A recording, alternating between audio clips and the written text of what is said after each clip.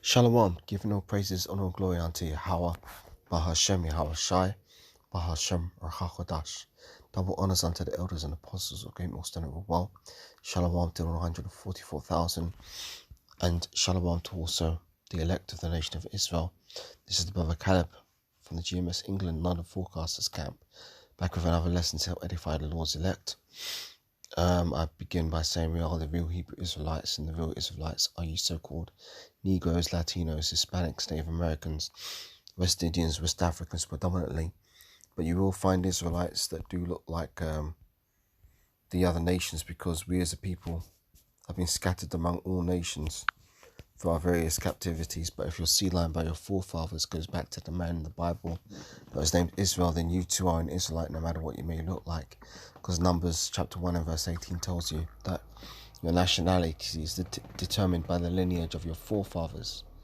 So I was just reading an article a few days ago, and I thought it was interesting because it gives some insight into the nature of these Edomites. I should say the true nature of these Edomites, because the Edomites are predominantly so-called white people on the face of the earth, right? And this article goes into the nature of Esau. So let's read it. It says it's from the Independent. It says, draped in unmitigated evil, teenager will spend rest of life in jail for murdering parents and siblings. Now this is ridiculous, because according to the law of the Bible, murder's murder. And if a person commits murder, they're supposed to be put to death. Furthermore, the scriptures say that he that smiteth his mother or his father shall also be put to death. But in Esau's wicked society, the justice system is all perverted, and the right judgment isn't going out. And because the right judgment isn't going out, that means a lot of false dealings and crimes are going unpunished. You know, it's a ridiculous thing. But let's read this article. It says, draped in unmitigated evil, teenager will spend rest of life in jail for murdering parents and siblings. It says, Mason Sisk was just 14 when he shot each of his family members through the head. Now you can see this Edomite here, this criminal. It says, Alabama teenager Mason Sisk was sentenced to life in prison for murdering his parents and 3 younger siblings, as the judge said the crime was draped in unmitigated evil. An Alabama teenager was sentenced to life in prison for murdering his parents and 3 younger siblings, as the judge said the crime was draped in unmitigated evil. Mason Sisk was just 14 when he shot each of his family members through the head, and he was unmoved by the sentence in Limestone County. Sisk did not face the death penalty because of his age at the time he committed the crime in September 2019. Now that's off according to the law of the scriptures, man, because it doesn't matter, man. A child can be put to death for certain crimes. Even if the child is disobedient to his parents, the law says that a child can be taken and stoned, you know, if the case is found to be true. Handing down the sentence of life without parole, Limestone County Circuit Judge Chad Wise said Sisk's crime was ghastly, disturbing, and draped in unmitigated evil, and deserved the utmost punishment. A jury in the case deliberated for only two hours. Forgive me. A jury in the case deliberated for only 2 hours before finding 18-year-old Sisk guilty of the murder of his father, John Sisk, 38, adoptive mother Mary Sisk, 35, and half-siblings Kane, 6, Rory, 4, and Colson, 6 months.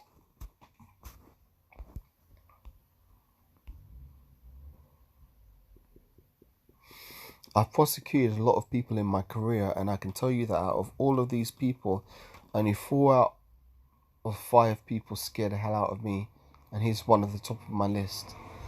Limestone County District Attorney Brian Jones said in a statement, Mason Sisk is clearly one of the most dangerous people who will ever be sentenced in Limestone County. With this sentencing today, Judge Wise has ensured that Mason Sisk will never threaten another child's safety and well-being. Prosecutors said that Sisk stole the murder weapon from a family friend, then confessed to the crime to his then girlfriend. He claimed he wanted to become a contract killer after bragging that he had killed his family in 4 seconds. Sisk explained his motivation for the murder to investigators in a taped conversation obtained by the Associated Press. "Yeah, they argue a lot and I got fed up with it," Sisk told authorities, according to the news organization, and the kids were going through a lot. Authorities also stated that Sisk had previously tried to fatally poison his stepmother by putting peanut butter in her coffee, which she was severely allergic to. So this is Esau right here. Let me get some precepts on his ass. Wait me a second, I'll pull some precepts.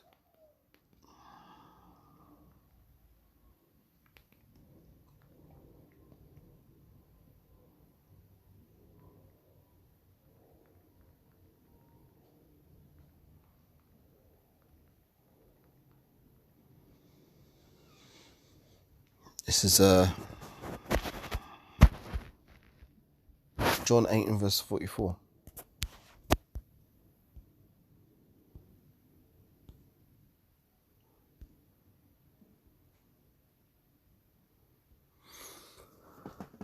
It says, "Ye are of your father the devil, and the lusts of your father ye will do. He was a murderer from the beginning." So who committed the first murder? It was Cain. And what was Cain cursed with? The mark of biblical leprosy.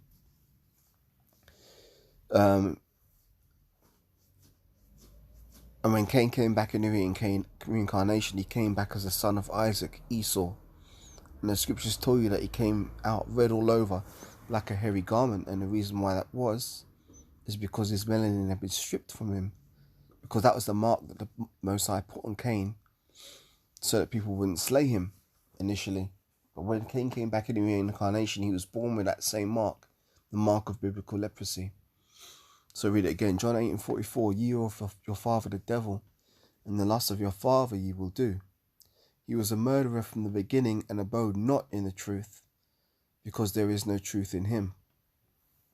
When he speaketh a lie, he speaketh of his own, for he is a liar and the father of it." Get another precept, bear me.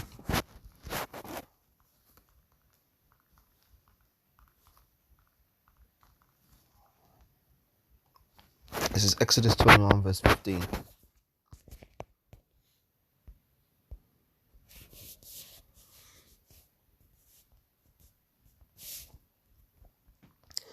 "And he that smiteth his father or his mother shall surely be put to death."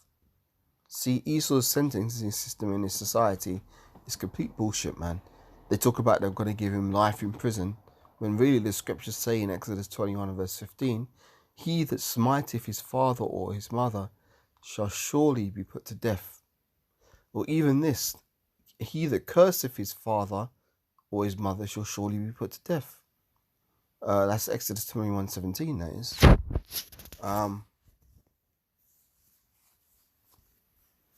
Jump down to Exodus 21:23. "And if any mischief follow, then thou shalt give life for life." So he murdered the father, which is a double death sentence, really, according to the law of the Bible.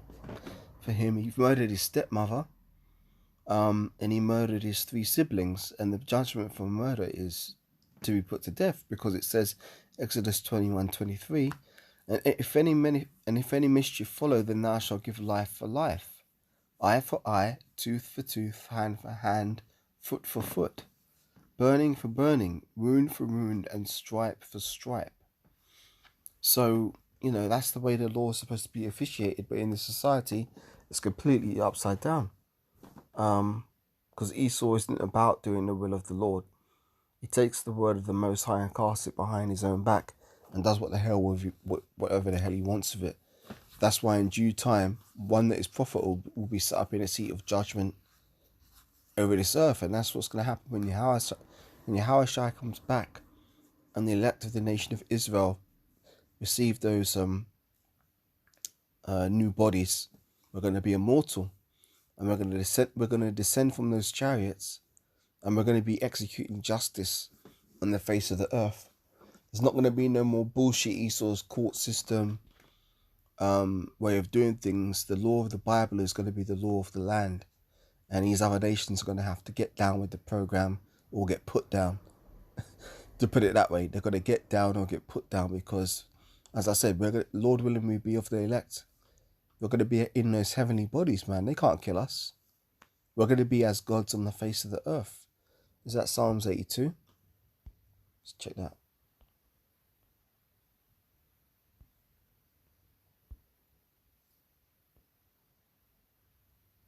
Yep. Psalms 82 and verse 6 says, I have said ye are gods, and all of you are children of the Most High. But ye shall die like men and fall like one of the princes. So that's soon going to be coming to an end when Yahushua returns and the elect are transformed. That's going to be the greatest, one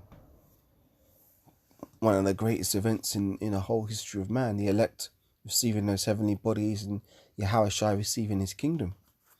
So, at the moment we have to suffer these things because we're under an unjust ruler and we are yet to stay in our captivity. But soon that's all going to be turned around, and crimes like the one I mentioned here from this Edomite, they're going to be a thing of the past, man. Because justice is going to be executed on the face of the earth. So with that, giving all praises, honor and glory unto Yahweh, Bahashem, Yahushai, Bahashem, Wahakodash. Double honors unto the elders of apostles of Great Millstone that rule well. Shalom once again unto the 144,000 men, and to the elect of the nation of Israel.